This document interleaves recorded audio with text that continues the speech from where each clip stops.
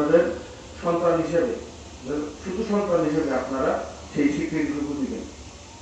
সেটা যদি দেন, সেটা আমার জীবনের জন্য অনেক বড় শক্তি। সেটার উপর আপনি যদি একটা পরিবারের সদস্য হন, সেই পরিবারে কি লাগবে কি লাগবে না সেটা কি আপনাকে বলা লাগবে? আপনি নিজে দেখবেন না? যখন সমস্যায় পড়বে, আপনার আপনার পরিবার যখন সমস্যায় পড়ে, আপনার যদি পকেটে 100 টাকা থাকে, আপনি কি দিতে এটা কার জন্য করবেন? এটা কি মানুষ যা কিছু করে কার জন্য করে? তার পরিবারের জন্য করে। তো আমি আগেও দাদা বলেছেন, আজকেও বলেছেন, বা আমি নিজেও দেখছি, আমাকে আপনাদের পরিবারভুক্ত করে দেবেন।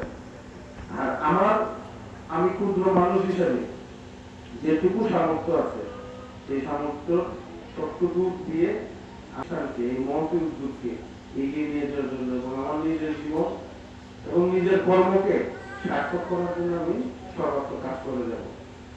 তো আজকে আপনারা কষ্ট করে এসেছেন, কাছে একটাই চাও,